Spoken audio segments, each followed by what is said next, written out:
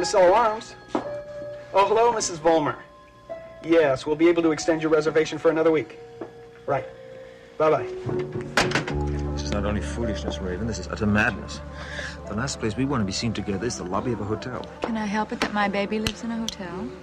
I just hope you know what you're doing. This board is very close to a felony, you know. It will not be a felony if it works, and it'll be very easy once we get the key to Geraldine's hotel suite.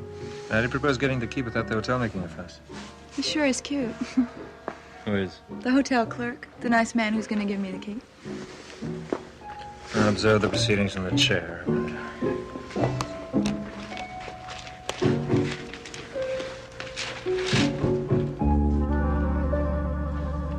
Your father isn't at all well, if you ask me.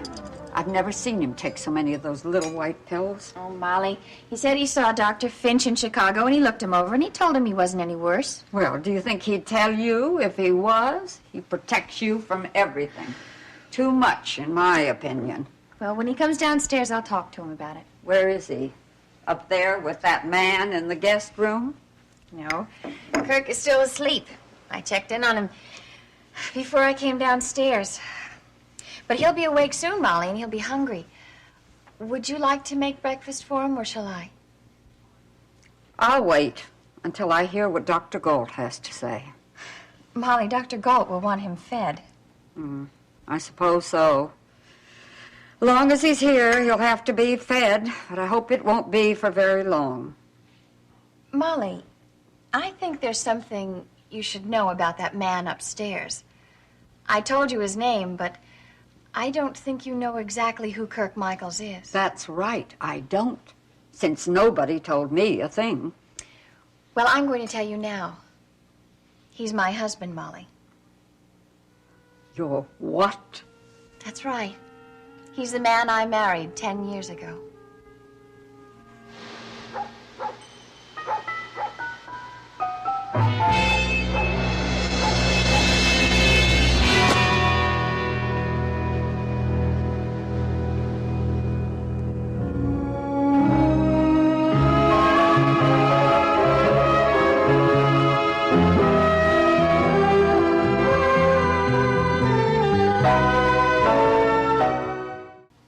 I know it must be a terrible shock for you, Molly.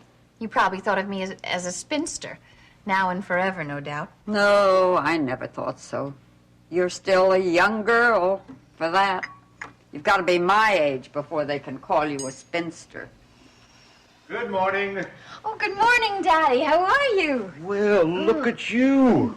I haven't seen that dress in years. Oh, you have never seen this dress. I bought it last spring, and I never wanted to wear it. There just never seemed to be an occasion. And now you have an occasion, huh? Breakfast with the old man. Yeah, that's right. We haven't had breakfast with you in 3 days. That's enough of an occasion, isn't it? And I hope there is another reason as well. And I hope you weren't expecting your friend upstairs to come down and join us. Oh, no, of course not. Oh, good, because I looked in on him last night. He was running a fever. A fever? Yeah. Daddy, is it bad? No, nothing to worry about. I just checked him a few minutes ago and is down a point. It's an infection, but it's no surprise, considering how battered and bruised he is. Maybe I should go up and see him. Now, you sit right down and have your breakfast. He's going to be all right. Molly, how about some coffee to get this old heart of mine started? Seems to me you take enough pills to do that. What did I do to deserve a sassy daughter and a sassy housekeeper? Will you have your soft-boiled eggs, Doctor? I'll skip the eggs, Molly, and just have some cereal and toast. Very well. And you, Miss Emily? I'll just have toast, thanks. Very good. And, what about your husband? Why don't you ask Dr. Gault, Molly?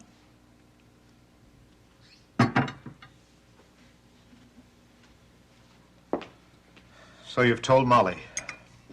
What are you trying to do, Emily? Convince yourself by convincing others about that young man's identity? Daddy, I don't need convincing. I know who he is. And you will, too, just as soon as his memory comes back. Now, you really like my dress? Yes, honey, I like it. In fact, I haven't seen you look so pretty and happy in years.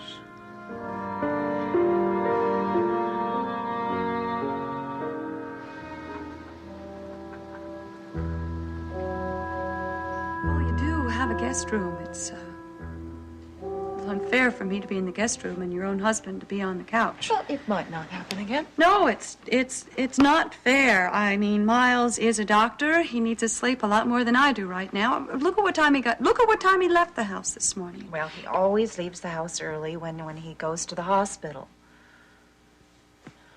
Don't worry, okay? It won't happen again. I promise you. I'm going to put my foot down and I'll tell him that it disturbs you, and as for me, I really can't stand to be alone anymore. I don't feel that the reason Miles came down here last night was to give you a good night's sleep. There is another reason, isn't there? I mean, the two of you are still having problems. We don't have any right to have any problems after what's happened to you. Come on, Nicole. It makes everything seem very insignificant. No, you have every right. And it's just as important, and it's just as serious. What's the matter with my brother? I mean, I know he was having those symptoms before because of the drugs in his water. Well, are they still affecting him? I don't know. I don't know. All I know is that I can't seem to convince him that I love him, and I don't love anybody else. I don't know what to do about it. Well, I know something I can do. I don't have to complicate your lives anymore. Nicole, I thought it all out last night.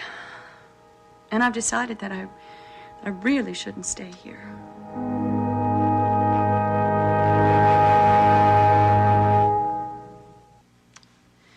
Nicole, under the circumstances, I am a burden. And you and Miles don't need any other added burdens right now. Look, another reason is you even told me yourself that you wanted me to make the decision about where I stay by myself. Yes, I did. Well, I've made the decision. It's all settled then, right? No, it is not all settled. What are you going to do? You're not going to go home, are you? No, not yet. I've thought about that, too, and don't really feel I'll be ready to do that until Julia's ready to go home. But I did think that I might call Mike and Nancy and see if their offer still stands. Oh. Nicole, you do understand, don't you? It has... Not because I don't want to be with you and Miles, and it's not because I don't love the baby. You know I do. Oh, yeah, I know. It's just that I really feel the two of you need some time alone. Alone to think about yourselves and each other. Something that was really special about my relationship with Draper. Special about our marriage. That we did have that time to get to know each other and learn to live with each other. Marriage doesn't come easy. It takes effort. It takes time.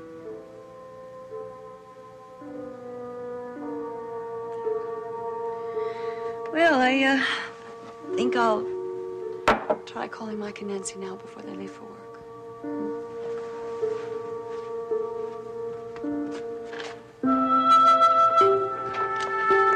Almost ready? Just about.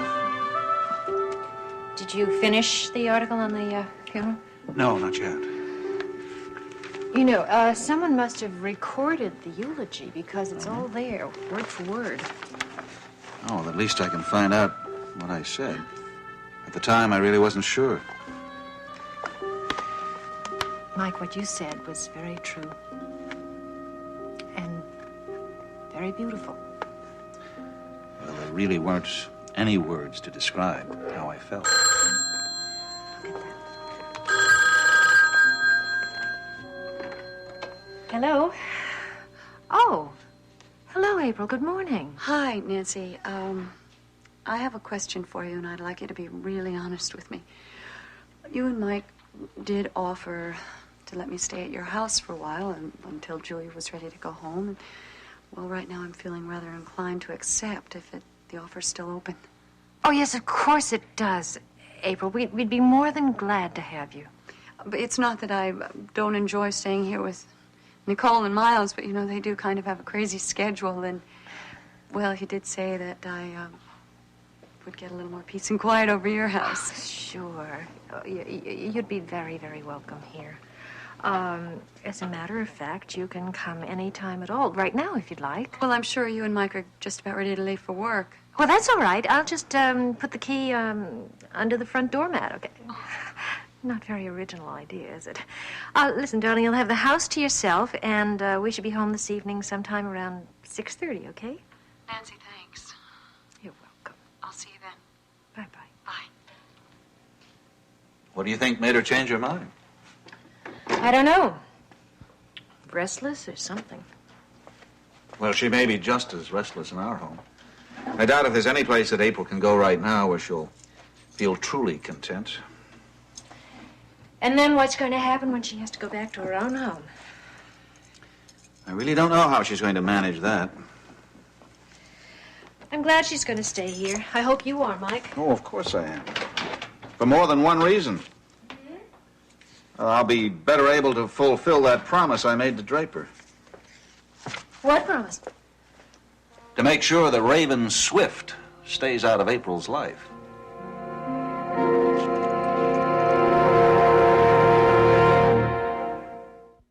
It's not going to be the easiest promise to keep, either. I certainly can't dictate to April who her friend should be. Well, I'm sure that she's aware that Raven can't be a friend to anyone. Well, there was a time when April felt kindly towards Raven, when she thought she couldn't have her own child, and Raven so generously donated hers to them. Can you imagine any mother doing that? Because she did it out of spite. She didn't want Logan to have the baby.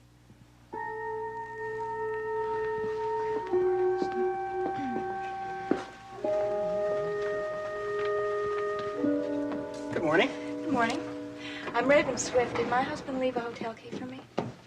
What was the name again? Logan Swift. He's staying in Mrs. Saxon's residential suite. I'm sure he left a message. No, I don't believe he did. At least not to my knowledge. No messages here. Isn't that just like him? He's very, very busy. You see, he's the district attorney of Monticello. Oh, yes, of course. Did you try the house phone? Yes, I did. No one answers. Well, there's a baby nurse there, too. Isn't she home? No, she must be taking the baby for a walk. I can't wait to see my little boy. It's been months. So if you'll just give me the key, I could go up and wait. Well, I really don't think I could do that. I mean, not without some authorization. Oh, you're the assistant manager? You're awfully young to have such an important job.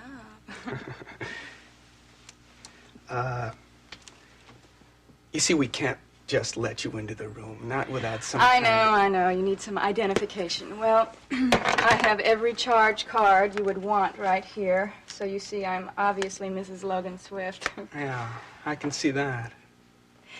Look, I've been abroad for a long time, and I'm really exhausted. And I know that my husband would be furious if he knew that I was locked outside the door all afternoon. Yeah, okay. Well, I don't see what harm it can do. Here you are, Mrs. Swift. Thank you very much. And take the elevators over there. Okay.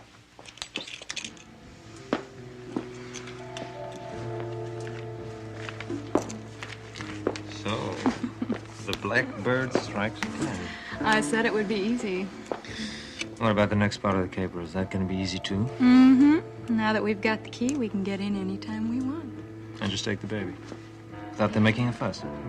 You've tried that once and you failed. I know. This time it's your turn, darling. Well, here it is. You want to take it up? Oh, yes. Be happy to. You climb too many stairs as it is. That's for sure. But I never thought I'd be climbing them for that reason. Dr. Gault? Would you like some more coffee? Oh, no, thank you, Molly. Are you expecting patients this morning? No, Mrs. Flemmer is coming at 3, and I'll probably go over to the Evans place and remove Jimmy's cast. Dr. Gault, would you please tell me something? Was your daughter joking about that man being her husband? No, she wasn't joking, unfortunately. But it isn't true either. Well, what is it? Well, it is true that she did marry this young man named Kirk Michaels. There was a ceremony all right, and papers were signed. But that is all. And that doesn't make a marriage, does it, Molly? You can't ask me. I never got as far as that. But how come you never mentioned it to me? Well, it happened a long time ago, and I guess it was something that I was trying to put out of my mind and hoping that Emily could put out of hers, which she never could, I suppose. And who is this Kirk Michaels? And why was he living here in your house? He was living here because my wife brought him here. I see. Teresa was a woman with a great deal of social conscience. She thought she could save the whole world. All the birds with broken wings, and all the stray cats, all the ailing dogs, and unhappy people. And one day she brought home this homeless young man named Kirk Michaels. He was a vagrant passing through town, and I never did believe he gave his right name. You mean he was some sort of criminal? Oh, juvenile delinquent, I think. And Teresa's father was Judge Anderson. That's how she met the boy. And there was something about him that she just put her heart out to him. He was bright, good-looking, soft-spoken. Kid even knew poetry. I think that's what did it. Oh, she brought him home for supper, and he stayed the weekend, and then a whole week. Next thing I know, he was doing odd jobs around the place, and I was paying him an allowance. And she thought she was saving him from the road to ruin. And did she? No, Molly, that boy was a tiger, and he wasn't about to change his stripes. All that talk about poetry. He was just taking advantage of Teresa's good heart. I knew that, but there was nothing I could do about it. And then something much worse happened. He started taking advantage of my daughter's heart.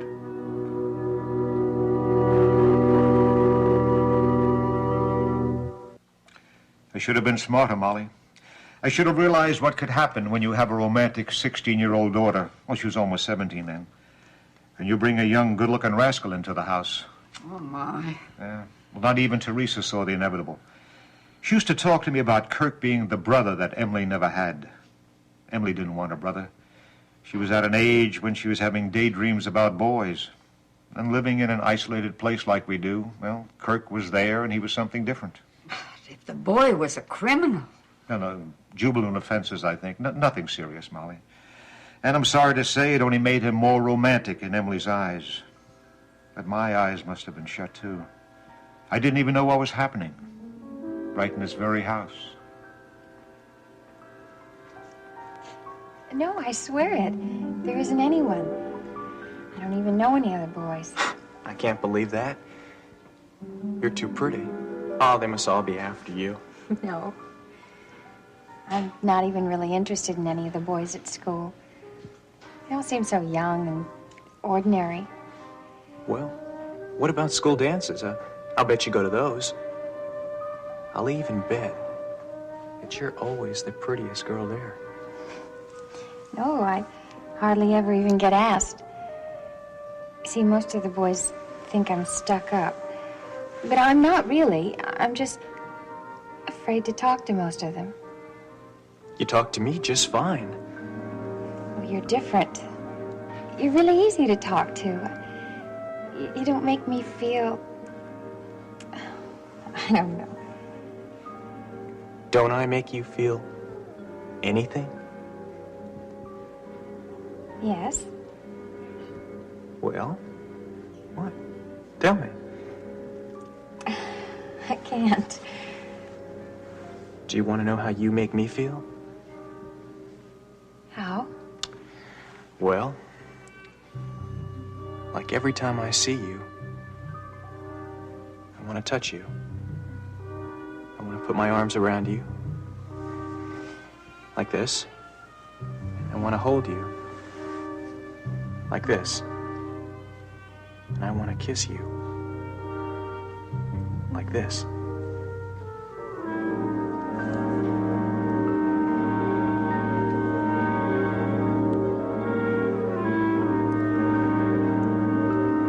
They fell in love, Molly.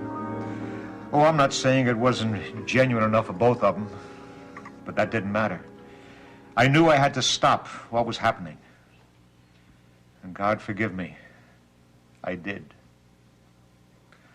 Say, how come the paper wasn't here this morning? Oh, dear, that's my fault. I'm so mixed up today.